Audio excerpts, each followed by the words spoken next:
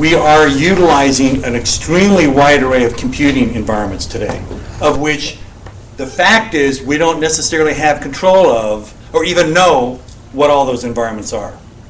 Now, that's not so bad in certain instances if you don't have anything at risk. But if you do have things at risk, well, it kind of gets a little bit worrisome. Now, I've been in the security industry for about 13 years, so I know all of you have heard the fear, uncertainty, and doubt about all those evil things out there that are lurking to be able to steal your information, steal, valuable commodity, whatever happens to be within your organization. So I'm not going to run the gamut of, oh my God, watch out, for all those terrible things out there. What I'm going to basically say is it's a real simple thing. Business as usual, whether we conduct ourselves within our private lives or our professional lives, means that we have to conduct it in such a way that we protect important information in our environments, whether it's physical security, whether it's computing security, whatever the case may be. So my perspective is to take it from that vantage point. Let's understand what the risks are. Let's understand what we have to do to be able to mitigate those risks or minimize those risks. But it gets back to the old story. You've heard this joke before probably 1,000 times, but I'm always surprised that people haven't heard it before. The two guys that are running from the bear, and one guy stops to put his tennis shoes on, and the other guy says, hey, what are you doing? You can't outrun a bear. And the guy says, I don't have to. I only have to outrun you. So the reality is, none of us, and I come from the security industry, none of us can create 100% secure environment. The best way and the only way to do that is if you never turn that computer on. Okay? That's the only way to do it. But then you really lose the value of that computing environment. So there is risk. We need to deal with it. When we look at what's going on out here, that's actually very, very critical. You look at the amount of information that is being created in any given period of time, from day to day, year to year. When you look at the growth here, what's interesting about that is a couple of years ago, there was an article that was done, and I don't recall who it was. I think I read it in The Economist magazine, which I happen to like as a very good, magazine, gives you a lot of viewpoints into different things going on around the world, including in North America. And one of the things that was said was that in the last couple of years, on an annual basis, we create more information than had been created throughout human history up to that particular point in time. So all the time from, the time there was the first, hieroglyphics on the walls of a tomb in Egypt to, English writing, whatever it happened to be, and there was information that was stored on paper, whatever the case may be, and you brought that up to all that information that was created. Now we create more of that on an annual basis than what we've done in 1,000 years. So what are we doing with that information? Well, and how much of that information is important? How much of it is critical? How do you determine that? The right stuff to protect and the other stuff to kind of leave alone. And even if you have stuff that you're not as concerned about, is that an avenue that somebody can get in to the stuff that you do care about?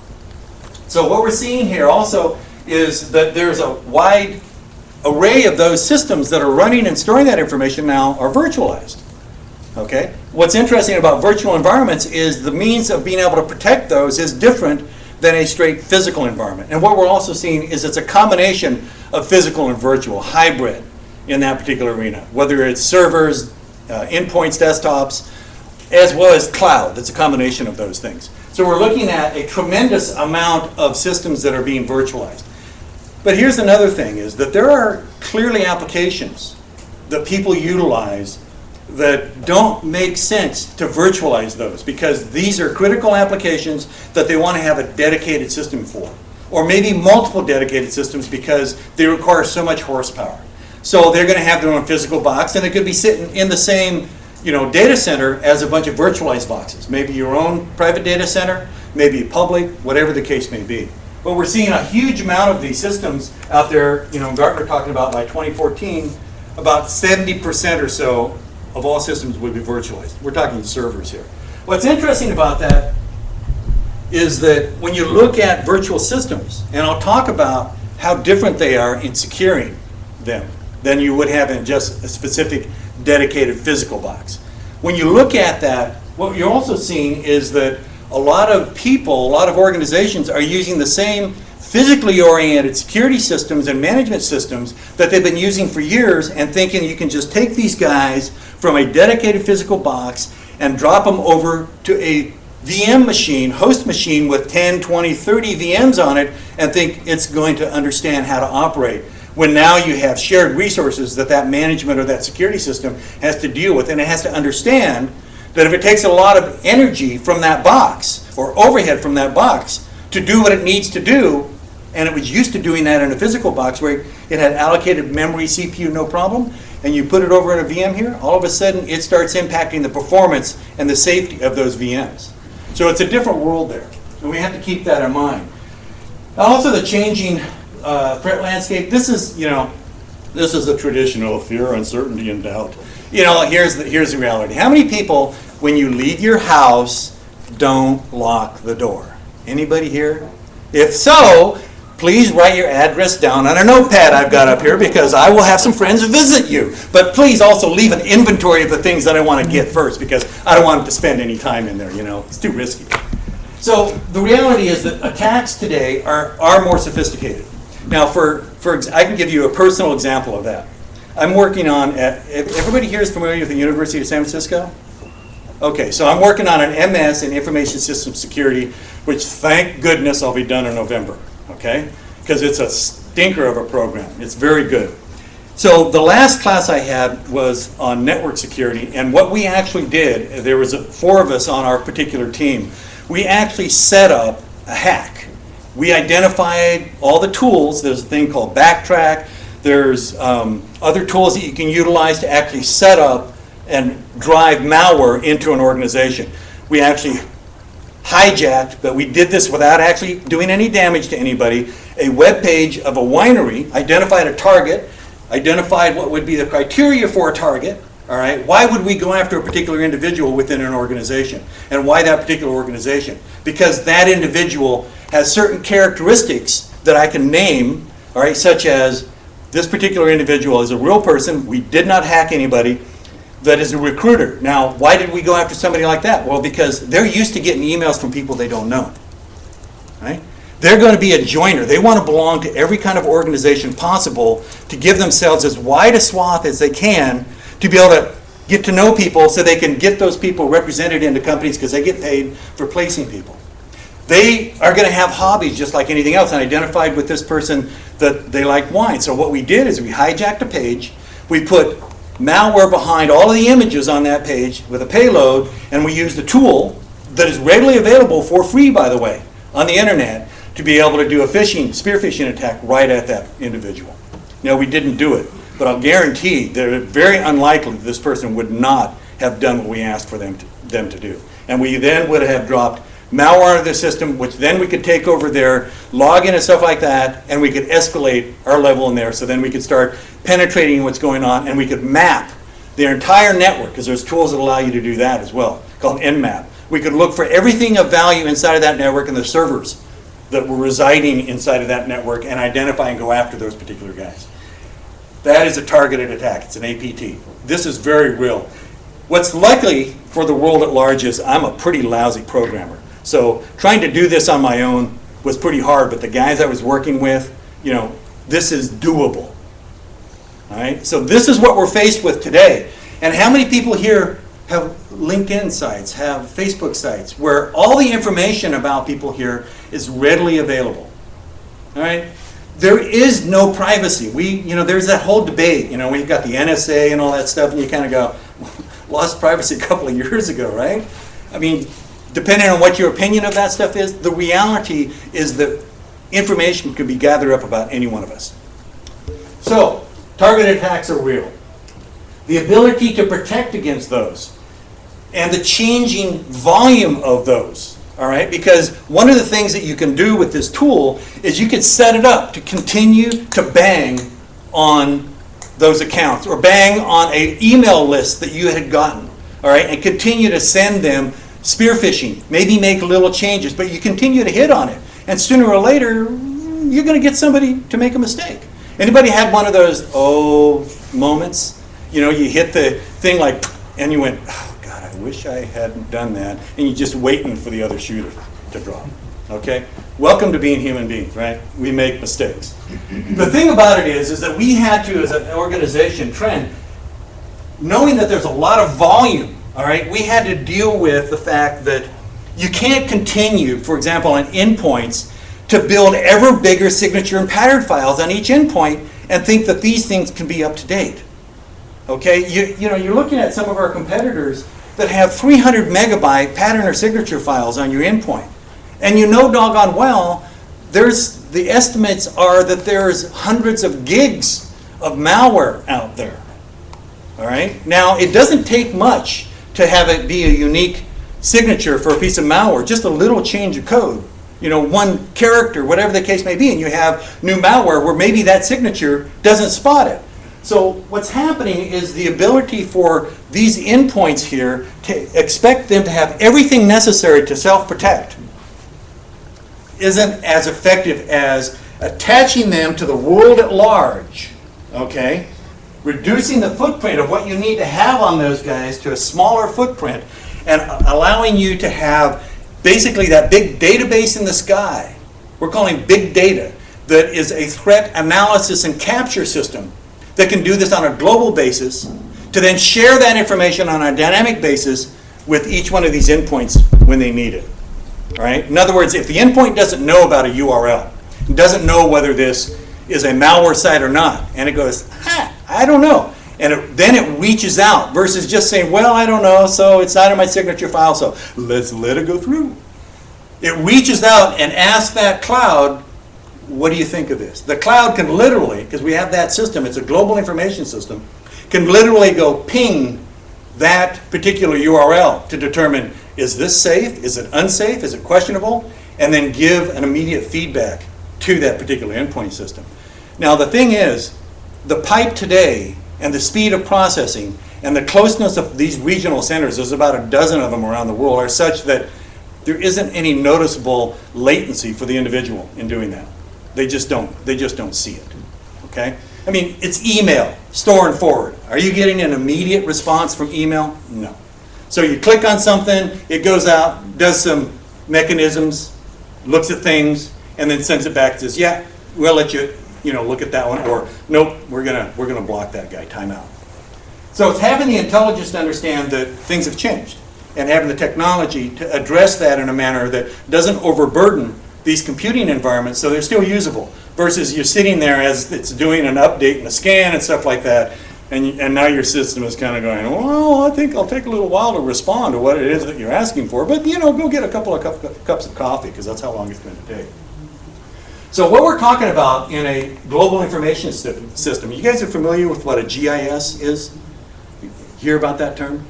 Okay, these are standard things that have been around, since quite a while in the world of computing. And actually you can have a global information system that doesn't even really require a computer per se. It's an intelligence, capturing system, things like that. And you can do it with a piece of paper. It's just not quite as efficient and not quite as fast.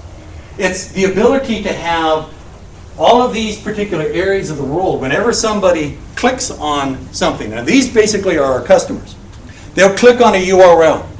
Maybe that endpoint doesn't have the information about that one right on it. So it reaches to either a local, what's called a scan server that we have, if it's a large customer with one of our products, and if that doesn't have it, it reaches out to our cloud to say, can you tell me about this? Is this something that I should, allow access to or not allow? So it collects that information, identifies it, and then it can either protect, by blocking, or it can allow, you can put it in quarantine, whatever the case may be. And it's going to look at a whole different bunch of things.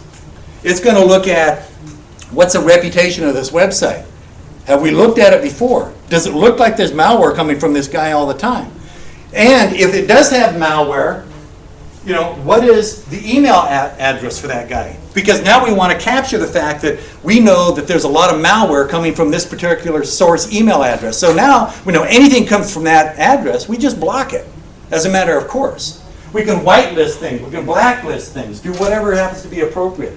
We're basically looking at terabytes of information every day. We have, in effect, about 180 million endpoints And the way we look at it is there's an average of 28 million attached and requesting our system at any given point in time. Okay, now they're not all, doing a request with a URL or whatever the case may be at that moment. But we had on average 28 million that are linked up. And so we're basically using those as what we call a sensor net. That are these sensors that are all over the globe. They're customers that are clicking on things that may be a malware in their region. All right, and hasn't been identified anywhere else. And we then can go ahead and look at that. And once we identify that, whether it's good, bad, or indifferent, we then put it into the system. Now we can dynamically share that with any other requester around the globe. Whether it's going to be an endpoint, which is a laptop, desktop, smartphone, whatever the case may be. Gives you a lot more dynamic flexibility to dealing with the kinds of things that we're looking at. So we're basically on a daily stat, we're looking at about 80 million malicious files that we're blocking. That's not bad. That's a lot of data going through. Because what you're seeing here is the number of connections, for example, that you have to the web, or connections potentially to any one of us at any given point in time. Because even though, it's like you hear the term of the six degrees of separation between any two people, well, guess what? It's probably closer here. All right? Because of the fact that this traffic is going all over the place, you can't necessarily know where it passes through. It could pass through your system, God only knows. Being able to track that and stuff like that. You've got tons of people looking at these, pushing, a billion websites, URLs, number of URLs. If you're not aware of, good old Google indexes these things on an ongoing basis.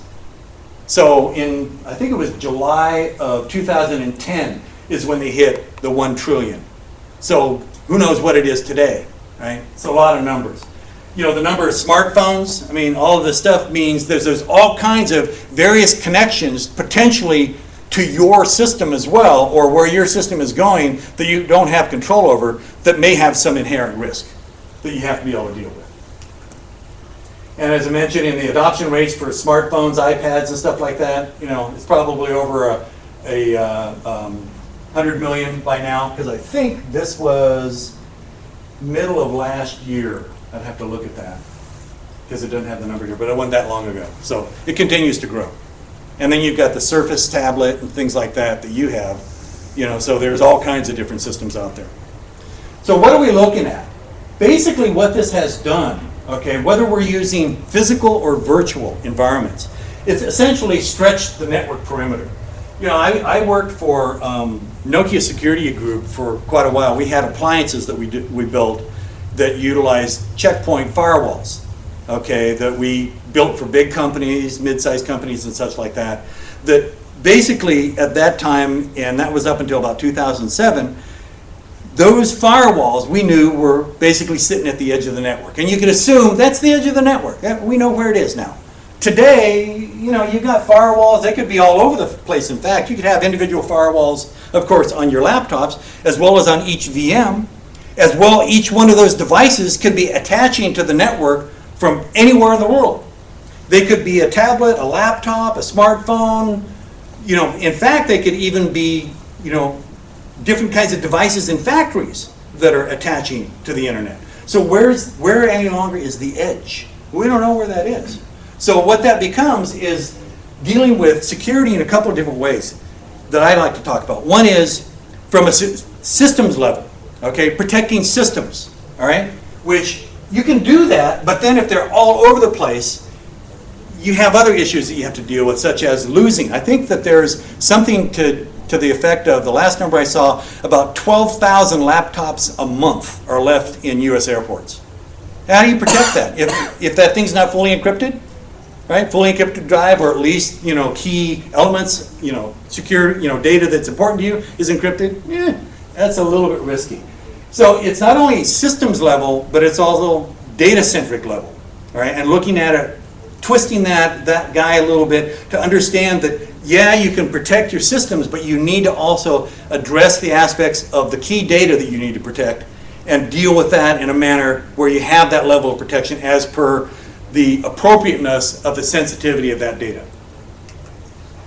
So the elastic network, all right, historically, you had your campus network, and maybe a couple of campuses, or a single one right there. They were behind a firewall. Then you had your distributed, campus in a sense, so it had another firewall. All of a sudden, this is a little history. People started traveling, because I used to, with Nokia, I traveled all over the world, and I'd be someplace in, I remember one time I was giving a presentation in Kuala Lumpur, and this was probably the funniest experience I ever had, and the scariest, because it was to a bankers group. And this banker came up to me, and he wasn't using a Nokia phone, by the way. And he said to me, after I'd given a presentation about securing all the devices, because at that time we had VPN on smartphones as well, and he goes, I've got Wi-Fi on my smartphone, and I can't turn it off. This guy, he was carrying around a smartphone with Wi-Fi open, and it was open to his bank, the largest bank in Kuala Lumpur at the time. And he says, what do I do? I asked him for the phone. I looked and I got the button that turns it off. And I said, you should also remove the battery, just in case. So that network is all over the place anymore. And it's even worse today. That doesn't mean that we're at any greater risk, because in some ways, the complexity of actually doing an attack is not simple. But the tools out there to do an effective attack do exist. And the guys that are really doing it spend a lot of hours working on that. And their skill level is very high. All right, they're not just script kiddies. But so now then you have things where you're extending your network, where you have certain events, such as if you're a retail organization. Christmas may be important. Valentine's Day may be important. So all of a sudden you need to ramp up your computing environment where you have more power. So you go out and you use a cloud vendor, whether it's an Amazon or a lot of other very good cloud vendors. So all of a sudden you've extended your network out there. So again, where does the edge go? So how do you deal with this? Again, from the standpoint of systems level protection as well as data level protection, all right? And covering both of those. And understand what is sensitive. And being able to take this whole thing and combine it so that you've got the level of protection as is appropriate to your computing environment, that it gives you the flexibility to be able to do that, as well as to your data. Now the reality is you can't protect everything at the same high level of priority. All right, nobody has the resources to do that. So you have to, in a sense, pick your battles, right? And pick those areas that you want to have the highest level of security, and the other areas have the good enough security that deals with that, but also have the tools that give you the visibility into what's going on within your entire network environment. Understanding that it's going to be moving all over the place. Because everybody is dealing with cloud, all kinds of different remote devices, so on and so forth. And what we're talking about from that standpoint is being able to address it so that we can address the entire spectrum of computing. Not just one device, two device, one piece of software, one application, one data set, but you've got the right components in place to deal with it on a holistic basis.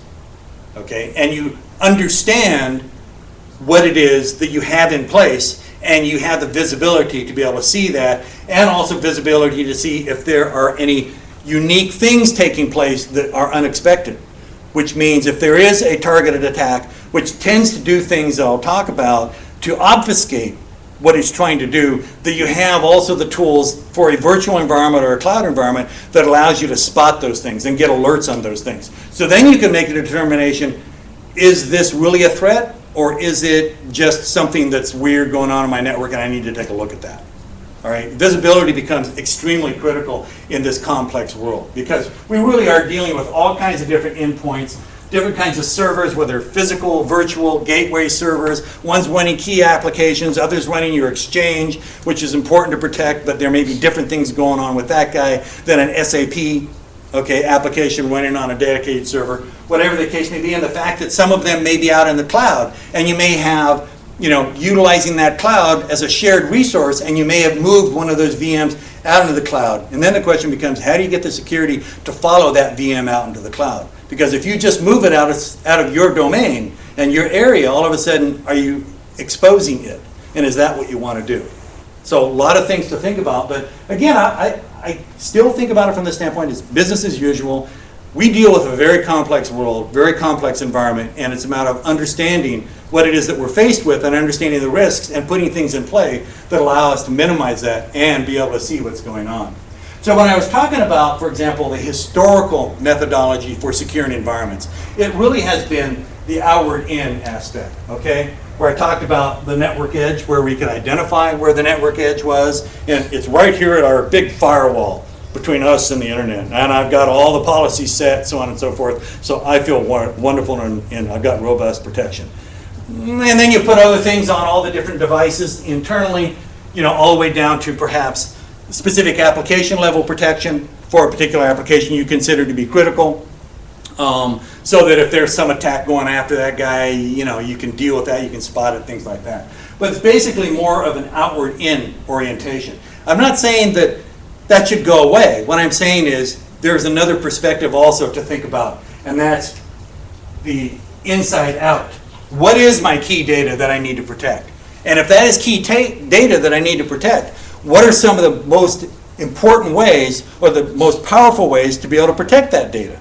Does it mean controlling access more tightly? Does it mean encrypting that data so that if it moves in areas that are shared networks or if it moves out into the cloud, that I can trust that that data is still secure, making sure that I can control who has access, when they have access, where it can be stored, what its condition or state is while it's stored or while it's moving.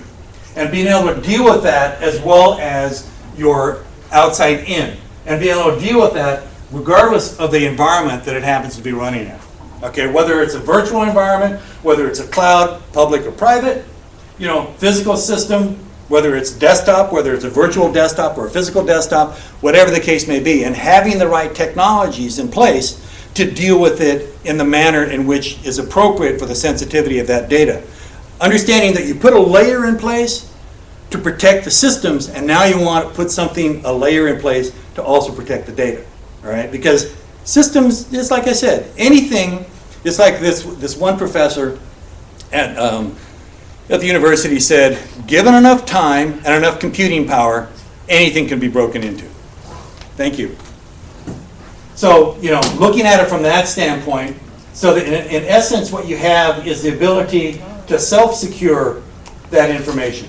All right, that if it's encrypted, it's self-protecting. And if you only allow certain people to have the keys for the decryption, and it only comes from certain areas, okay, and only certain servers have access to that, so somebody can't clone a server to try and pretend it's coming from them so that they can decrypt that, then that makes that information a lot more safe. Also, understanding what's going on, visibility into the information. The when, timeline aware, so it knows what's going on. It can set alerts. For example, if something's taking place at certain times of the day where normally that information wouldn't be accessed, you know, it's just like, wait a minute, hold on guys, there's something funny going on here.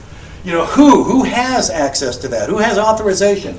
The where is it located? So that somebody can't move it someplace without your knowing. And then you've got the aspect of shared storage, particularly in a virtual world, you know, and if you're in a multi-tenant environment, in a cloud environment, you know, you're now sitting with potentially important information that's on a shared storage device. Do you know who else is using that shared storage device? Well, the answer is no, and I'll tell you what, the cloud vendor can't tell you who else it is either. And then it gets moved from one shared storage to another. What happens to the remnants? Because that's identifiable. Those remnants are still able to be read, even if everybody knows what the delete key does? Basically nothing, right? So all that data can be read until it's actually overwritten. Okay, and I think for true security, they say overwrite it like 10 or 11 times.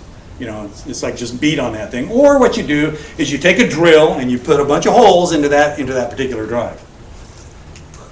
So what we're talking about here, when we look at the VM world of being able to make sure, when I was talking about 70% or so of most of these systems today are virtualized, what Gartner assumed by 2014. So you look at that virtualized world, and what does that mean if you're still utilizing traditional security products in a virtual environment? Well, that traditional security product, when it's getting ready to do a scan, what's normally going to happen is the traditional security will have an agent that's not virtually aware, by the way, on each one of those VMs. And they're all going to be reaching out to the cloud when they want to update or when they want to scan. The thing is, they don't know, those non-virtually aware agents don't know that all of this computing power is now a shared resource between all of these VMs. And so they may reach out all at the same time or enough if, for example, security is very spiky. All of a sudden everything can be going quite well and you're doing your normal stuff and then something comes in and oh my God, and all those security things kick off with a scan, so on and so forth, and all of a sudden, the resources for each one of these VMs is no longer available, so the applications basically can't serve the people that need to use them. And when you look at traditional avian antivirus, what that creates is what we call an antivirus storm. Basically, what they do is they impact the performance of the system enough to where the applications don't run any longer. What that means you have to do is you actually have to reduce the number of VMs. So your VM density becomes less because you have to allow for that overhead because those systems are not efficient and aren't designed for today's mixed environment, which includes, of course, virtual systems and such. And that creates lots of problems from that standpoint. And what that also means, if you're paying, anybody here use like the licenses and pay for licenses for your virtual environment, hypervisor and stuff like that, ESX? Well, it's interesting that if you have to buy a whole bunch of licenses because you're limited with the number of VMs you can put on any one host machine, that gets expensive. Okay? If you can't get the density out of that, you have to buy more licenses, you have to buy more hardware, you have to manage more systems. That gets expensive. And it gets more complex. So having security that is aware of the environment that it's running in, so it can basically understand and do its scans and its updates in such a way that it doesn't impact the performance of the box, which means you can put more VMs on that particular guy. Easier to manage all the different benefits you think about from that standpoint. Also the aspects, if you're utilizing traditional security, again, not being virtually aware. So you have the reality that what happens when these VMs go dormant? And that VM may be dormant for a month, 2 months, 3 months. Is anybody patching that VM? Well, the answer is no. So what happens when after 3 months, and there's been some known vulnerabilities, oh, and by the way, you see about 2,000 announced known vulnerabilities per year coming from the industry. All right, we're seeing about 7 per day. All right, this is on Microsoft Tuesday, Oracle Monday, Adobe Wednesday, whatever it happens to be. All right, we're seeing a lot of known vulnerabilities that get announced, and that if those systems haven't been patched and they're brought up, that known vulnerability becomes an attack vector. Now, the thing is, a dormant VM can have malware attached to it. It's not going to execute until that VM starts up. But guess what? If that malware is attached to it that goes right against a known vulnerability, we have a problem here.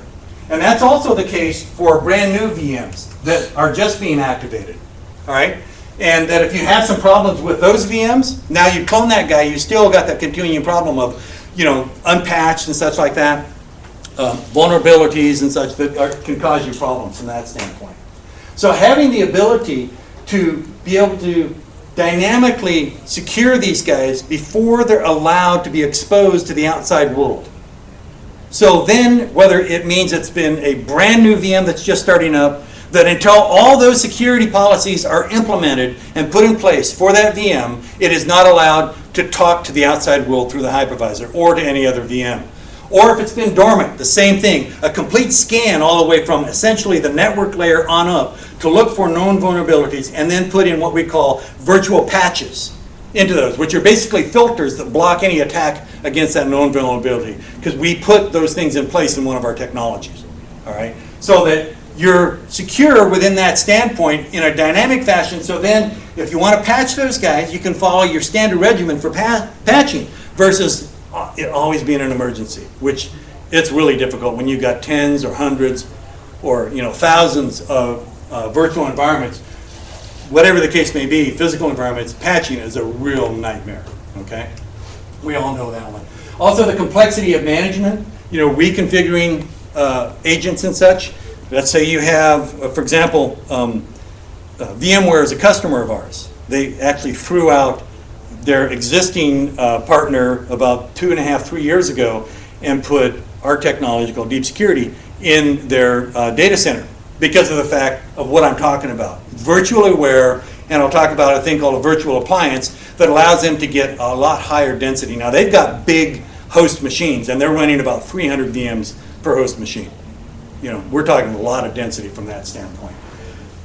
They don't have to reconfigure agents. The agent, if they do have one, And what I'll talk about a little bit is also agentless, which is part of what this story is about here. But that doesn't mean agents are a bad thing. It's that you want to use the technology that's appropriate for the environment, okay, for the situation. And I'll go into that a little bit. But provisioning new VMs, reconfiguring agents, rolling out patterns, you can actually set it up so that it is consistent for all your VMs. You basically got your gold image, including your security, that rolls out all together. And the security is ensured, and we'll double check to make sure everything is there before it is allowed to be exposed, that VM exposed to the outside world. Instead of, how many people use virtual environments here today? Okay, 10, 20, 50 virtual environments, virtual servers, more than that, hundreds, thousands. It gets complex, right? So being able to do this in an automated fashion with modern tools that address the fact that it is a hybrid world becomes critical from that standpoint for all of us to be able to do our job. And then also, of course, what happens here is you have inter-VM communication, because these guys are all talking via the hypervisor, right? They can see each other and, hey, how you doing? You know, I'm a VM over here running this application, and here's another one over here. Well, what's interesting, there's a research organization called Numeritus Research that did some research in 2011, 2012, that basically said that about 70% of all VMs are outward facing. Okay, well, so what? Well, what that means is that if you have a host machine with 10, 20, 30 VMs sitting on it, and you have a pretty high chance that one of those guys or a couple of those guys are outward facing, i.e. outward facing meaning essentially you don't know who's logging into that host application. All right, outward facing, it could be a vendor, it could be the public, it could be customers, it could be employees outside your network, so on and so forth. All right, outward facing application. That means that is an avenue to every one of these other VMs, because of the fact that all the communication goes through here. So there can be an attack going after this particular outward-facing VM as the avenue to be able to attack the other VMs. And what happens is that in the traditional IDS-IPS world, it cannot see that traffic inside of the hypervisor, because the traditional IDS-IPS is between two host machines, physical machines, and looking at and monitoring that traffic. It doesn't run on top of the VM here, all right, the traditional one, so it can't see what's going on inside of this guy right here. So all these attacks are basically opportunities if you don't have the right tools in place to be able to monitor and spot, you know, unusual behavior. So that means those attacks can spread across VMs. That also means something else, and that is when we're implementing a environment where we have a lot of applications on VMs as well as on physical dedicated machines, whatever the case may be, a hybrid environment, that we really need to architect the virtual environment differently, all right? That you probably don't want to put outward facing, you know, VMs on every host machine. You may want to have host machines that only have inward-facing VMs, and you don't put outward-facing, so you have to put policies together. And if you have a host machine with a bunch of VMs that are outward-facing, okay, fine. Make sure you don't put inward-facing or ones that have sensitive applications or may have sensitive data running on them. So thinking about this is a little bit different. So the old way, but again, I don't want to say the bad way, is to have an agent for each one of the VMs. What I'm basically saying is that for today's modern computing, having an agent on every VM is not necessarily a good thing to do. But there may be instances that you want to do that, all right? And I'll tell you why in a couple of minutes. What we do is we have what we call a security appliance or a virtual appliance that basically, because we co-developed with VMware, and now please understand, we only do this one with VMware. That's the only one we have an agentless. We have virtually aware agents, for example, with Microsoft and with Citrix, but we haven't gotten them yet to give us APIs that we can attach to monitor all that traffic. But with VMware, we are able to see all the hypervisor traffic, everything in here, because we actually linked up to a bunch of APIs that we co-developed with them. So that we can do a lot of different things, and we can do that from a single virtual appliance. That means that you only have one that needs to get updates, and it can decide when it's best to scan everybody. Okay, it can decide when it sees something. For example, there may be some attack coming in that looks like a denial of service, because it's watching that with its IDS, IPS, it can, send alerts and such like that, and maybe that attack is going at one particular VM. So it has the capabilities to do all that without you having to have an agent, so that you can get the kind of density that you want with the number of VMs on that single host machine. Again, that isn't to say that agents are bad, and I'll talk about that in a moment. But what it allows you to do is have, the AV anti-malware, standard stuff, we all know about. Things such as integrity monitoring. Perhaps we've got one VM right here, all right, that may have what we consider to be sensitive files. So we want to ratchet up the security for that particular guy. So we can do file and integrity monitoring on that particular VM, that particular application, so that we only allow certain people to have access to it. They can't change things. They can't, download files, directories, and stuff like that. Gives a higher level of protection of that particular VM. You don't have to do them all. You can just do one. And maybe you've got a couple there. You can put firewalls specifically on each VM. Maybe you have an application you think needs to have different policies than the overall firewall you may want to have for everybody else. So you can have a specific firewall for that application and set different policies for that particular application. All right, so it gives you a lot of flexibility in what you can do. If there's a web application, specifically also for that particular web application, and then I mentioned the thing of virtual patching, that you can actually protect a known vulnerability on a particular system. All right, so you can have it virtually patched, let you know it's been patched, and then you can go back within your standard regimen for patching and such like that, and go ahead and take care of that on an as-needed basis versus always an emergency. Don't we love all emergencies in IT? It's just kind of like, God help us, right? So what that can do is it can give you maximum performance, better return on investment. Of course, you know what? Everybody says it's going to be a better return on investment, right? It still costs money. There's nothing free in this world. Okay. What we're talking about from that standpoint, I mentioned the APIs. The vShield endpoint for those types of technologies, antivirus and integrity monitoring, other VMware APIs, all of those can be agentless or agent-based in VMware. Within Citrix and Microsoft, it has to be agent-based, but it's, again, virtually aware, so it doesn't create that environment that you have with traditional AV anti-malware, which is the antivirus storm. It knows that it's in a shared environment. So it won't start scanning everything, go, hey, let's have a party, let's scan everything, and for performance, right? And then also things such as log inspection. That is agent-based. What's important about that log inspection is the fact that it's log inspection specifically for security. It's not looking at everything else under the sun. You guys have plenty of other logs to look at, all right? Just a few. So this one is oriented specifically to security. And also, you can manage it straight through the vCenter. All right, you don't have to have another console for it. So then what about cloud? We asked that question. And the reality is, who has control of the information? Well, there's a simple thing here. If you look at this this is an SLA from Amazon. Now, I've given this presentation with Amazon in the room, and they're okay with that. And it's not that Amazon or any Rackspace or any other cloud vendors don't do a really good job. They do.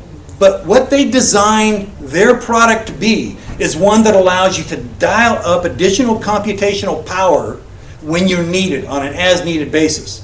And when you think about the number of customers an Amazon would have coming into their network environment any given hour, you're talking 50,000, 100,000 customers, what are they going to do to set their firewall policies? Is it going to take into account your specific needs? All right? The answer is no. All right? They're going to have broader-based firewall policies. Basically, it's almost like allow all, unless it looks like, somebody's trying to hit you with a denial of service, whatever the case may be. They have to do that. Otherwise, if they did anything else, they'd be blocking revenue. And these guys aren't stupid. They don't want to do that, okay?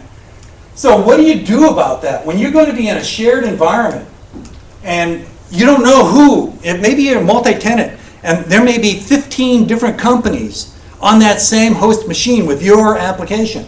How do you protect yourself? Well, you can get the technology that allows you to protect, first of all, as I mentioned, that particular VM. When I was talking about that virtual appliance, and that it could protect this entire host machine, and you didn't need to have agents on each one of the other VMs. Now, if you did have an agent, you could move that VM out into the cloud and Amazon or whoever it might be, and what happens is that you're controlling, that's pretty good, I can hit a button without even noticing. You still are allowing the security to follow that VM out into the cloud because you now have an agent on it. That's where an agent can come into play. Because now in your own private cloud, you can have it protected and then put an agent on that VM you know you're going to move out into a public cloud and your security follows it. So now you protect the system. Okay? You can do file and integrity monitoring as well. But what about the specifics of the data? Because it could get left. They could move your VM to another VM, and it could be on one shared storage device, and now it gets moved to another. What about the data?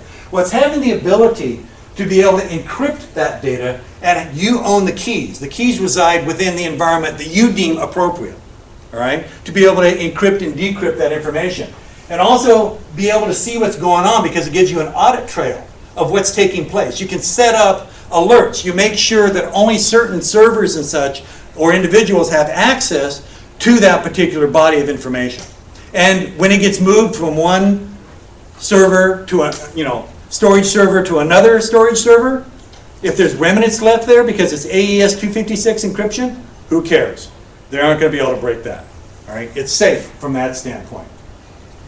And it allows you to also protect against rogue servers, virtual volumes, where if your data is mobile, if it's encrypted, let it be mobile. Somebody can try and get that. There's nothing they can do about it. They can't break it. Now, of course, I've read different things from the NSA saying that AES, with normal computing, whatever that happened to be, would be 1,000,000 years to be able to break it. But then, if you're familiar, the NSA is building a huge data center. It's 1,000,000 square feet in Utah, and I'm wondering how much computing power they will have there. But AES is very, very secure. So basically, cloud security being able to provide you with the ability to isolate your VM from attack from anybody else via systems level protection, data level protection for data protection with the encryption, ensure you be able to meet compliance requirements. All right, anybody here have to meet compliance requirements? Huh? A few? Yeah. Okay, so it's not only being able to meet that compliance requirement, but it's being able to show documents and reports to that regulatory body, whether it's internally or externally, that you can meet that compliance. Otherwise, what do you say? Hey, trust me, I did a good job. It's meeting compliance. They don't really buy that too much.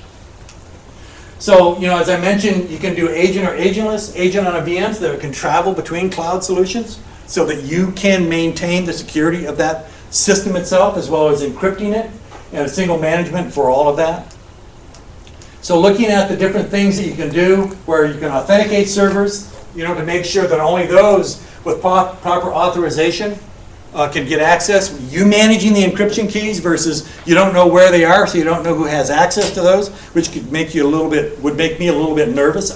If I want to secure something out here, and this is a means of doing it, I want to keep it as close to hand as I possibly can, so I have control of that, and being able to audit and show that, so that you have verification for what it is that you've done, whether it's for an internal board, to show them that you're doing everything necessary to protect the information, or whether it's an external regulatory body. So having the capability to do that from an encryption solution, whether it's within a data center of your own, or whether it's within a cloud, private, public, whatever the case may be. And what's nice about that is you don't have to encrypt every VM or the data for every VM. You just encrypt the ones that are appropriate. If you want to have an agent on one of the VMs that moves out into the cloud, maybe you also want to do file and integrity monitoring, you can do it just for that VM. So it gives you the option to determine what's appropriate for your security environment versus saying, no, you got to do it this way because you got to get it all at once. Okay? This gives you a lot more flexibility to work with that. And essentially, that information is encrypted throughout its, quote, cloud journey, because we all know there's no way. I guess it was 2 years ago, actually, a little story where there was some hiccup in the network, and all of a sudden somebody on Facebook had sent something out, and they were able to trace it, having going through China and back.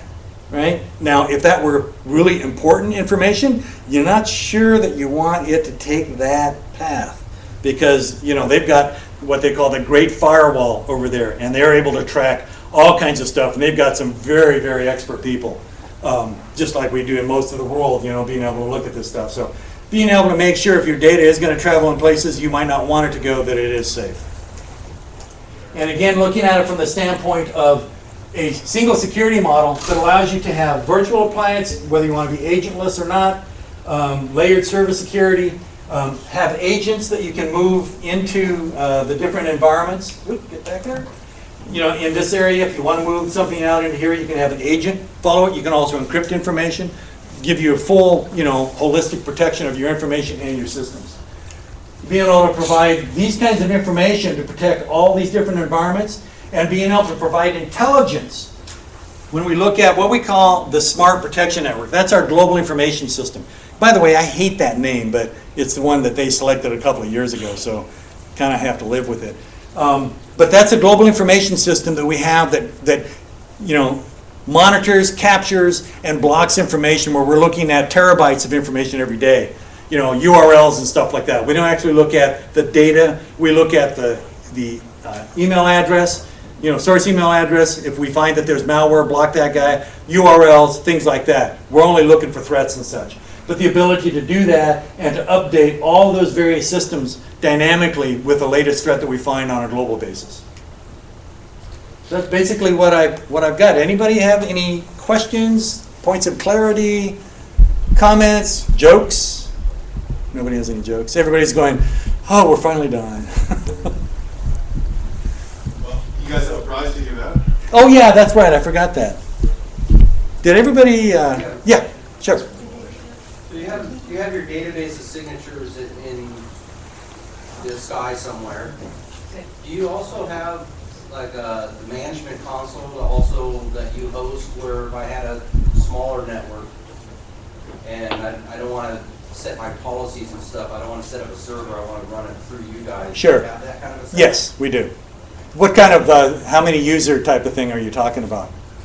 We're talking like less than 20, and then eventually you can have students on the wireless too. Absolutely, yeah. We have a product, that product would be called Worry-Free, and it does connect to our global system. It shares the same information that all the big enterprise, where we have 80,000 endpoints on one Office Scan customer.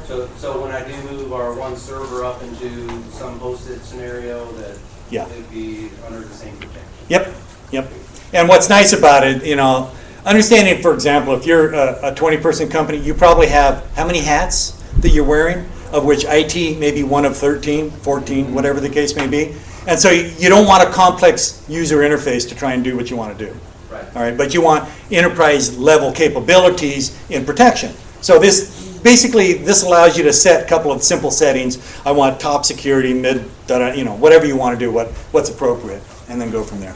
Sure. Don't worry for you. Yep. Yep. Anybody else have another question? I guess who's doing the drawing? Are you doing the drawing?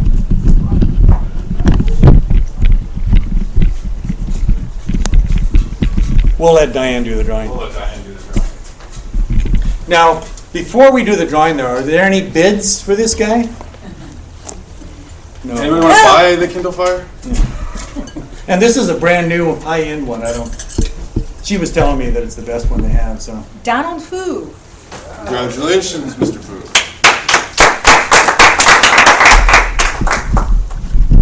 Thank you. Let me break this down. Okay, so if there are no questions, I'll be here for a couple of minutes. You have comments or whatever, I do appreciate your time. Thank you.